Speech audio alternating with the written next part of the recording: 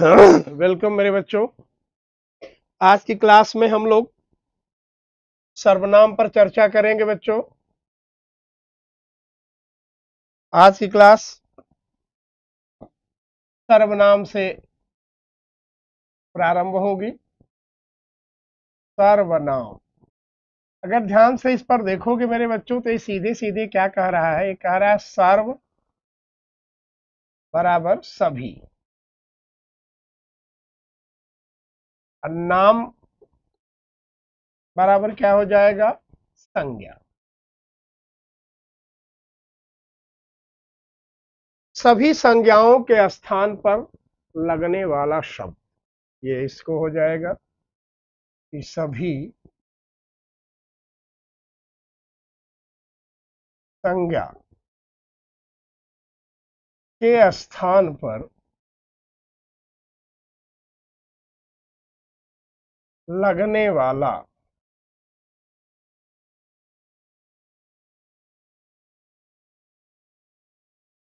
शब्द सर्वनाम कहलाता है।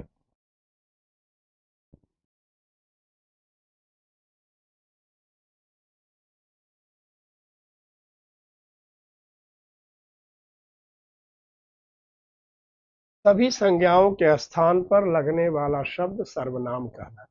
ये अब हमको कैसे पता चलेगा कि सभी संज्ञाओं के स्थान पर कैसे लग रहा है? तो जैसे मान लो कि मैं यहां पर एक वाक्य लिख रहा हूं मेरे बच्चों, देखिएगा।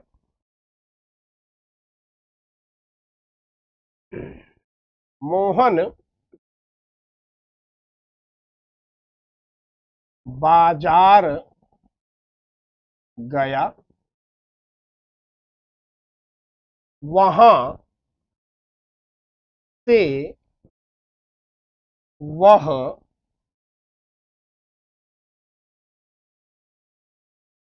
मिठाई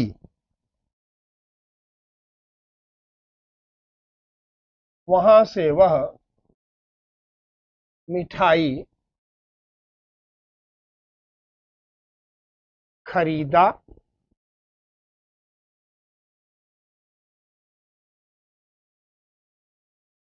वह उस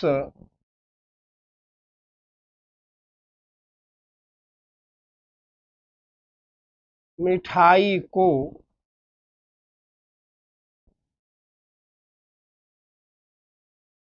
राम को दिया। राम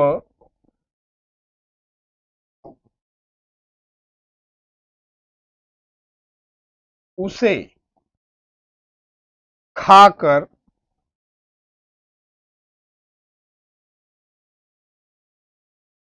खुश हुआ। अब देखो मेरे बच्चों, अगर यहां पर ध्यान से आप देखेंगे, गौर करेंगे, तो मोहन एक संज्ञा है, बाजार भी एक संज्ञा है, मिठाई भी एक संज्ञा है। तो मोहन बाजार मिठाई, ये भी संज्ञा है।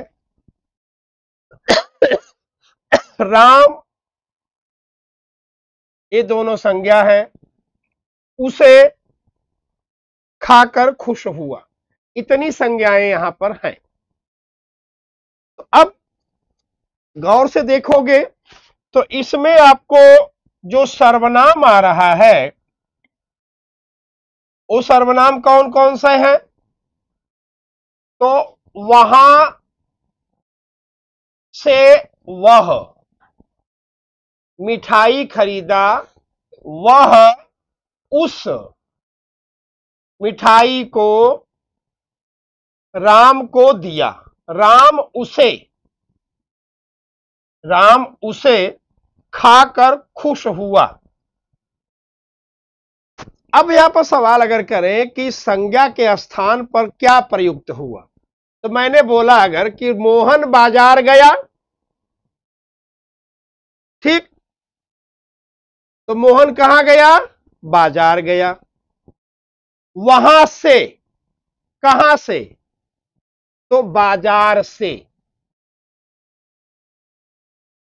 वह कौन?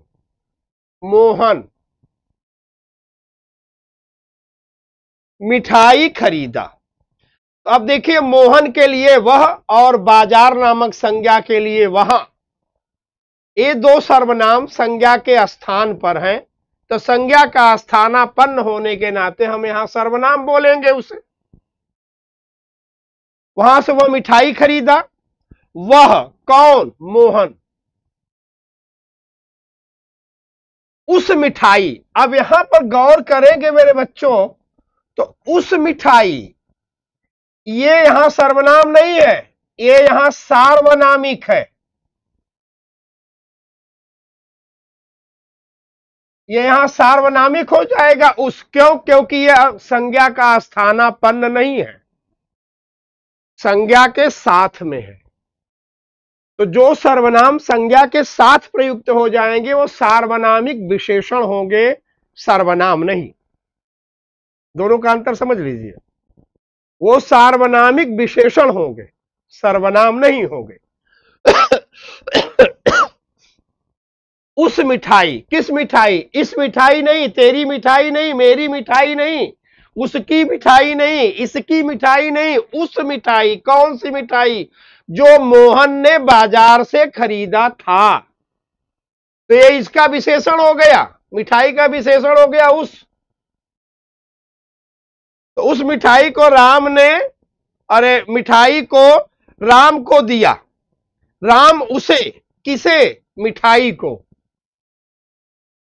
अब यहां पर उसे किसका है? मिठाई नामक संज्ञा का स्थानापन्न है, इसलिए सर्वनाम है। खाकर खुश हुआ। तो देखो मेरे मित्र, जो संज्ञा के स्थान पर प्रयुक्त किए जाएंगे वे सर्वनाम होंगे, और जो संज्ञा के साथ प्रयुक्त हो जाएंगे वो सार्वनामिक विशेषण होंगे। एक एग्जांपल और हम आपको देकर के स्पष्ट करना चाहूंगा। देखो मैं यहां पर लिख रहा हूं, जैसे कि उस घर में मेरा मित्र रहता है, उसे बुलाओ।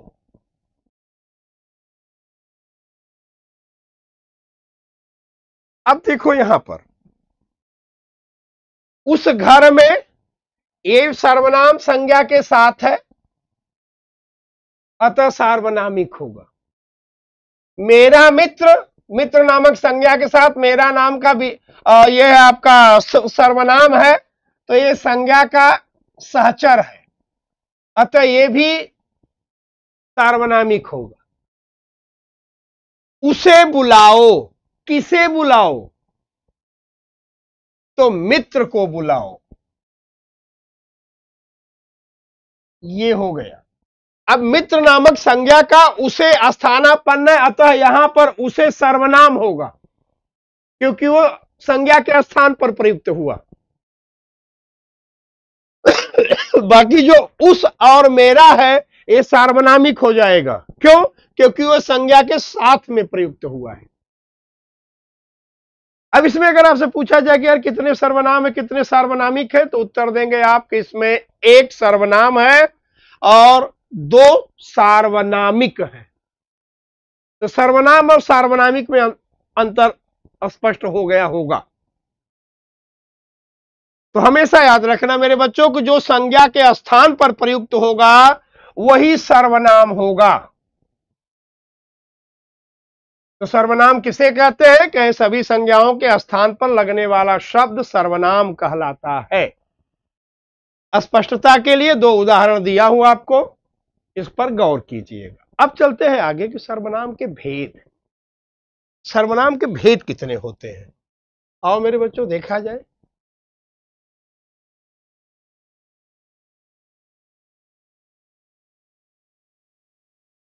सर्वनाम के भेद।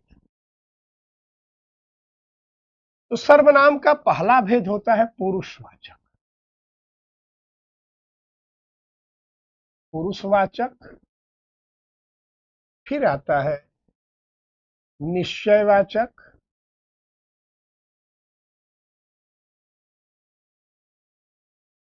तीसरा अनिश्चयवाचक,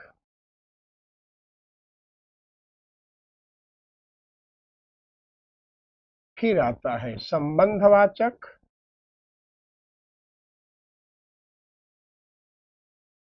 फिर आता है प्रश्नवाचक।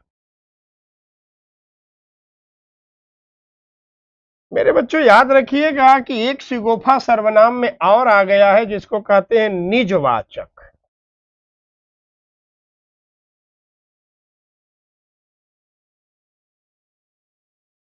गौर से अगर देखेंगे तो सर्वनाम की कुल संख्या 5 मानी जाएगी। कितनी मानी जाएगी? 5। लेकिन निजवाचक को भी अगर हम इसमें प्लस कर लेंगे, जोड़ देंगे, तो कुल सर्वनामों की संख्या 6 हो जाएगी। इसे ध्यान दीजिएगा, पहला चीज। अब इनमें क्यों उसको मैंने अलग लिखा है ये भी मैं आपको स्पष्ट बताऊंगा। तो पुरुषवाचक पहले तो हम इनके बारे में जानें, फिर ये जो अलग लिखे हैं इनके ऊपर हम लोग डिस्कशन करेंगे। पुरुषवाचक सर्वनाम, तो पुरुषवाचक होता क्या है? पहले तो ये चीज दिमाग में आएगी, यानी पुरुषवाचक होता क्या है। अगर सिंपली क्वेश्चन किया जाए, ये पुरुष क्या होते हैं? व्याकरण में, हिंदी व्याकरण में पुरुष किसे कहते हैं? अंग्रेजी में इसको पर्सन के नाम से जानते हैं, first person, second person, third person. Hindi में इनको पुरुष कहते हैं। तब चाहे हम अंग्रेजी के माध्यम से चाहे हिंदी के माध्यम से, ये तो प्रश्न अब मस्तिष्क में हमारे विद्यार्थियों को अवश्य आता होगा कि यार पुरुष क्या होता है, पुरुष किसे कहते हैं। पर्टिकुलर मान लो कि अगर आपसे इंटरव्यू में या आपकी लिखित परीक्षा में ही कोई सवाल करे भाई पुरुष किसे कहते हैं, उसका क्या जवाब? हमेशा नोट करना मेरे बच्चों कि भाषा संचरण,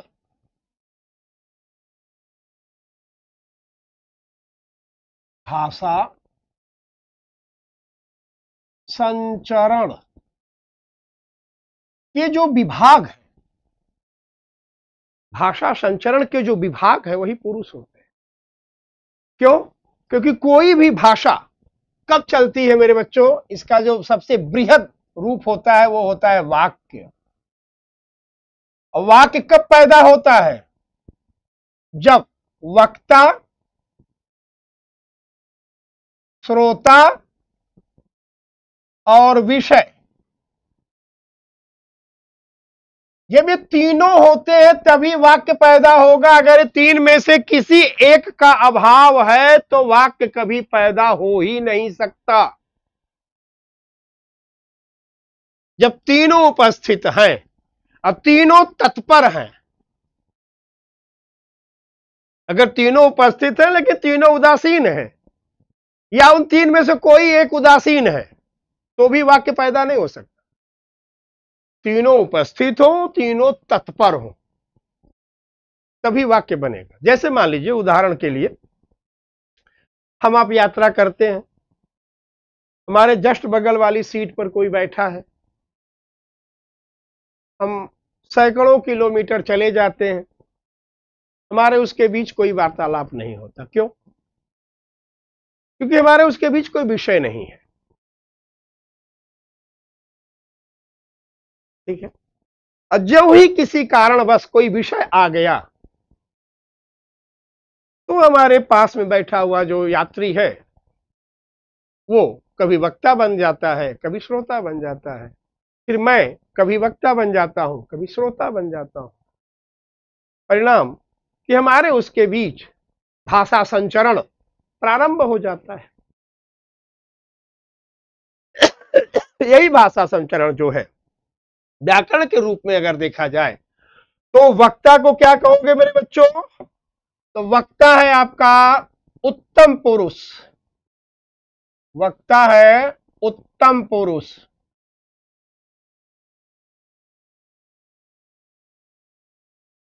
श्रोता है मध्यम पुरुष। और विषय होता है अन्य पुरुष। ठीक है। तो जो पुरुष है उसको भाषा संचरण कहते हैं। भाषा संचरण का मतलब वाक्य से प्रारंभ होगा, वाक्य ही भाषा का रूप लेगा। भाषा का सबसे बृहद रूप वाक्य होता है, जिसमें 3 पार्ट होते हैं, वक्ता, श्रोता और विषय। जो वक्ता है वो उत्तम पुरुष है, जो श्रोता है वो मध्यम पुरुष है, जो विषय है वो अन्य पुरुष है। इसके आधार पर जब हम पुरुषवाचक सर्वनाम का भेद करते हैं तो ये भी 3 भेदों में विभक्त होता है। कौन कौन सा भेद? ये पहला हो जाएगा अन्य पुरुष,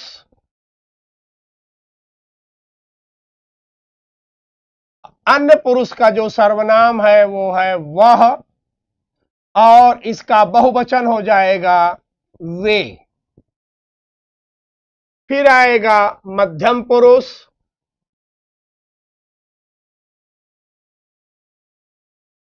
मध्यम पुरुष में आएगा तू और बहुवचन आएगा तुम। अब यहां पर थोड़ा सा एक विषय का चर्चा कर दूं मेरे बच्चों, क्योंकि जो तू है ये अब सामान्य भाषा का सर्वनाम नहीं रह गया। तू का प्रयोग अतिशयता में होता है। अब अतिशयता का मतलब कि या तो आप में अतिशय प्रेम हो तब तू का प्रयोग आएगा, या तो अतिशय घृणा हो, नफरत हो, वैर हो, विरोध हो, तब तू तड़ाक की भाषा हम प्रयोग करते हैं। सामान्य भाषा व्यापार में तू सर्वनाम का प्रयोग अब नहीं होता, सामाजिक व्याकरण के दृष्टि से नहीं। अब समाज ने अपने भाषा प्रवाह में एक और चीज जोड़ दिया कि तू को हटा के तुम का प्रयोग किया। जो तुम बहुवचन है उसको एक वचन में प्रयोग कर दिया अब समाज, और इसका बहुवचन बनाने के लिए तुम लोग, साथ में एक अव्यय जोड़ दिया लोग। तुम लोग लगा करके वो मध्यम पुरुष का बहुवचन बनाता है, और तुम जो है एक वचन में प्रयोग करने लगा है। यह सामाजिक परिवर्तन व्याकरण में अभी मान्य नहीं है। इसलिए व्याकरण में तू एक वचन है और तुम बहुवचन है। अगर कभी आपके वाक्य में वाक्य शोधन के लिए आए और उसमें कहा जाए कि तुम लोग स्कूल जाओ, तुम लोग स्कूल जाओ, ये वाक्य गलत है या सही? तो सीधे सीधे है कि ये वाक्य गलत है। क्यों? क्योंकि इसमें द्वित्व दोष है, वचन दोष है। इसमें वचन दोष है, द्वित्व दोष है। वो कैसे? क्योंकि तुम भी बहुवचन है, लोग भी बहुवचन है, दोनों को जब जोड़ देंगे, जब एक विशेष पर दो एक अर्थी विशेषण प्रयोग किए जाएं, एक विशेष पर समान अर्थ के 2 विशेषण प्रयोग किए जाएं, तो वहां पर द्वित्व दोष का प्रयोग माना जाता है। तो तुम के साथ लोग का लगाना वाक्य की अशुद्धि का कारण बनेगा। ठीक है। तो यहां पर तू एक वचन और तुम बहुवचन, इसको ध्यान देकर के चलिएगा। अब आते हैं उत्तम पुरुष।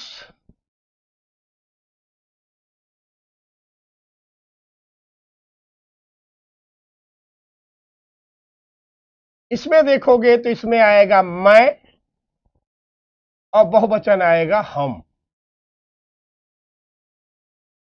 ठीक है। तो ये पुरुषवाचक के भेद हो गए। इनके आधार पर हमने आपको वहां पर दिया है ताकि आप समझ सकें पुरुष किसे कहते हैं, ये पुरुष कितने होते हैं, अगर इस पुरुष है तो इस पुरुष का सर्वनामिक शब्द क्या आते हैं। ये आपके हो गया। अब आते हैं निश्चयवाचक। ठीक है ना। तो निश्चयवाचक भी 2 होते हैं, एक होता है यह और दूसरा होता है वह। यह किसके लिए है? नजदीक के लिए। वह किसके लिए है? दूर के लिए। ठीक है, मैं इसको लिख भी दे रहा हूं।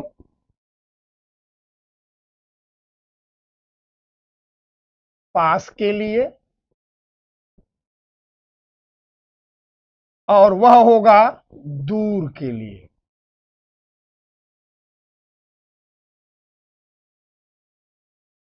इसे ध्यान दीजिएगा, पास के लिए और दूर के लिए।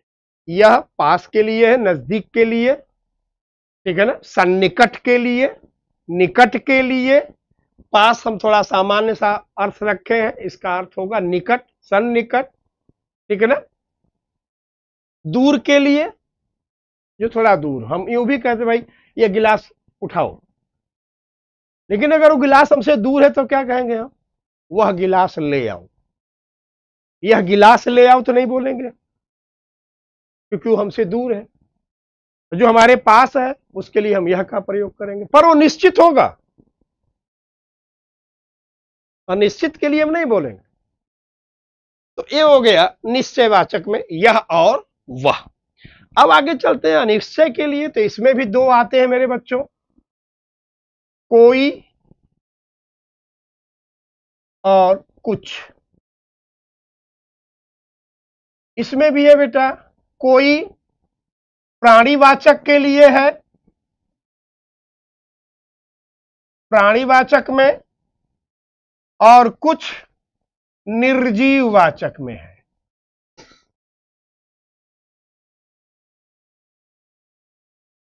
इनको भी आप ध्यान दीजिएगा, प्राणीवाचक और निर्जीववाचक। प्राणीवाचक के लिए कोई, ठीक, और निर्जीव के भाव में हम कुछ का प्रयोग करते हैं। जैसे सपोज आप अपने घर में बैठे हैं, आपके दरवाजे पर कोई नॉक कर रहा है, आपको पता नहीं कि नॉक करने वाला पुल्लिंग है कि स्त्रीलिंग है, तो आप क्या कहोगे? देखो, कोई आया है, आई है नहीं बोलोगे।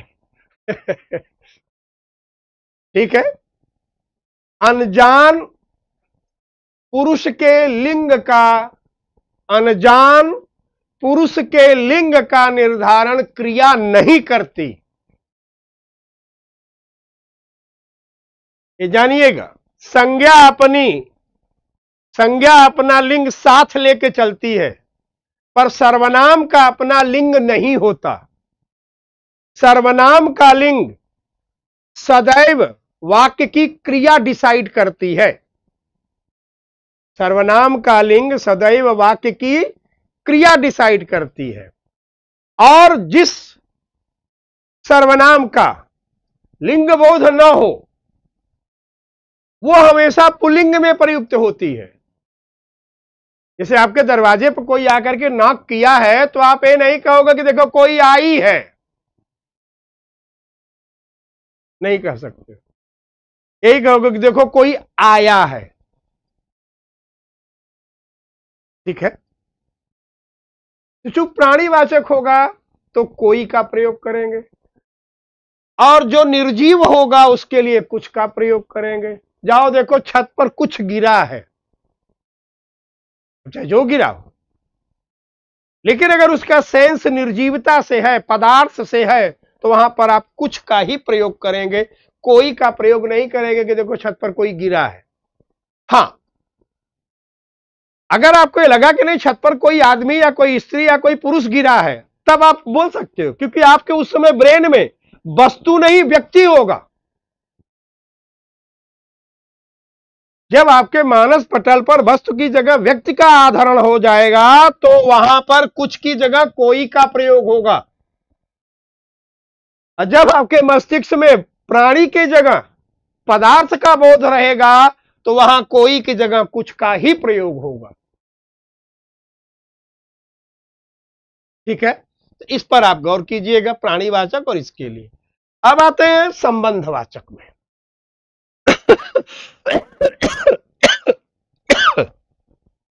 संबंधवाचक में देखोगे मेरे बच्चों, तो इसमें भी दो आएंगे। एक आएगा जो, और दूसरा आएगा सो। जो और सो, तो दो इनके भी हो गए, यानी जैसा वैसा, जो करोगे वो भरोगे। ठीक। अब आते हैं नीचे आगे प्रश्नवाचक में। तो प्रश्नवाचक में भी आएगा आपका क्या, और क्यों, क्या और क्यों। अब इनको आप गिनिए, कुल टोटल आपके सर्वनामों की संख्या कितनी हो रही है, इसको आप पहले गिन लीजिए। क्या और कौन हो गया।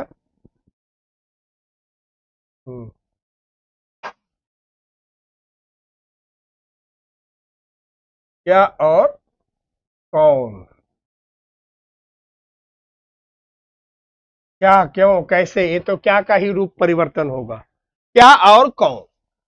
अब देखो मेरे बच्चों, अगर ध्यान से देखा जाए तो दो, दो चार, दो छह, छह दो आठ, आठ तीन 11।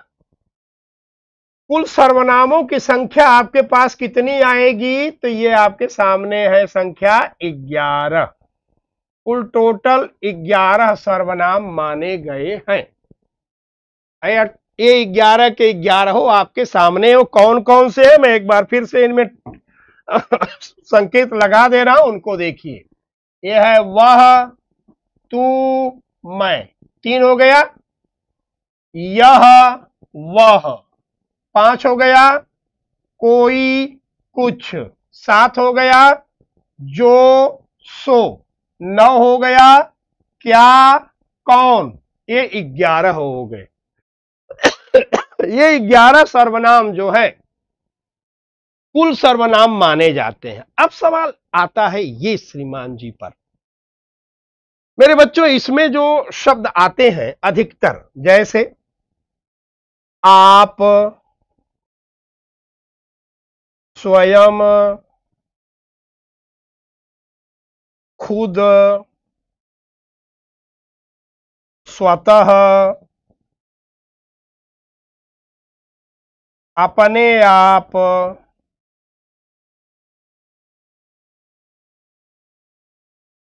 इत्यादि, इस सर्वनामों पर अगर आप गौर करोगे, आप, स्वयं, खुद, स्वतः, अपने आप, सेल्फ,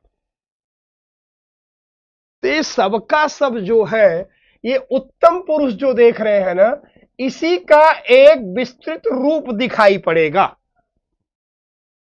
तो ये भी एक प्रकार से पुरुषवाचक सर्वनाम में ही आएगा, उसके बगल में नहीं आएगा। इसलिए पुराने आचार्यों ने निजवाचक को सर्वनाम का भेद माना ही नहीं। पर आधुनिकता में एक नए सर्वनाम का जन्म हुआ जिसका नाम है निजवाचक। अब ऐसा क्यों। तो मेरे बच्चों, मानव एक विकासशील प्राणी है। वो अपने पर्यावरण के समस्त इकाइयों का स्वयमेव प्राकृतिक ढंग से बाय नेचर परिवर्तन करता रहता है। तो इसी परिवर्तन की श्रृंखला में उसकी भाषा भी एक परिवर्तनीय इकाई है,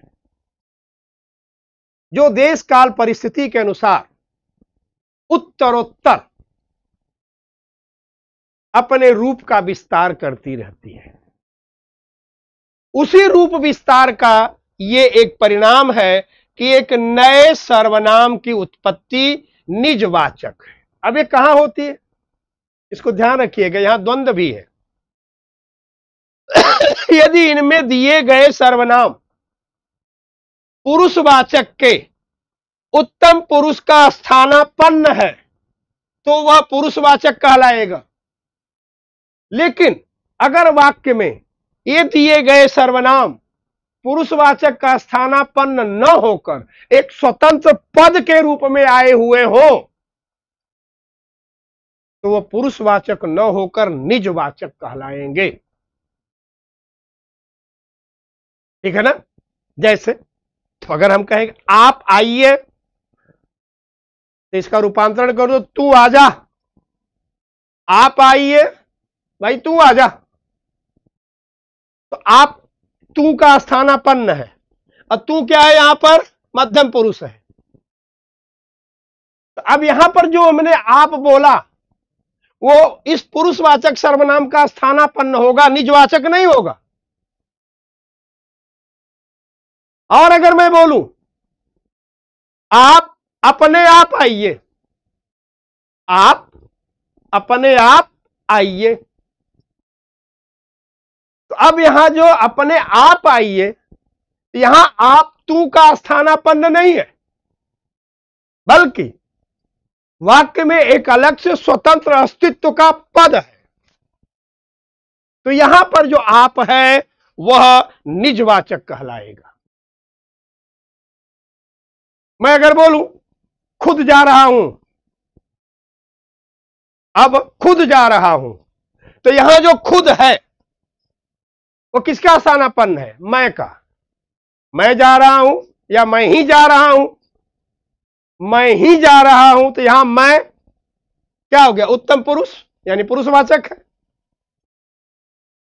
अब खुद जा रहा हूं, तो यहां खुद भी मैं का स्थानापन्न है, अतः यह पुरुषवाचक है। और अगर मैं वाक्य को बोलूं यह काम मैं खुद कर लूंगा, अब यहां पर जो खुद है वो मैं का स्थानापन्न नहीं है, अतः वह क्या हो जाएगा? निजवाचक हो जाएगा। तो अगर पुरुषवाचक के सर्वनामों में से कोई ऐसा सर्वनाम जो पुरुषवाचक का स्थानापन्न न होकर एक अन्य स्वतंत्र पद के रूप में वाक्य में दिखाई पड़ रहा हो, तो हम उसे पुरुषवाचक के कोटि में न रखकर निजवाचक की कोटि में रखते हैं। ठीक बच्चों, तो ये हमारा सर्वनाम का भेद था जो आपके सामने प्रस्तुत किया हूं। अब इसके क्वेश्चंस क्या क्या हैं, इसको हम अगले चैप्टर में आपके सामने प्रस्तुत करूंगा। ठीक बच्चों, मेरा आग्रह आप लोगों से सदैव है मेरे बच्चों, थोड़ा सा सहयोग की भावना रखिए और चैनल को जहां तक हो सके हर विद्यार्थी तक पहुंचाने में मदद कीजिए, ताकि सबको एक एररलेस कॉन्सेप्ट मिल सके। इसी आग्रह के साथ आज का वीडियो का समापन करता हूं मेरे बच्चों। बहुत बहुत धन्यवाद आप लोगों का।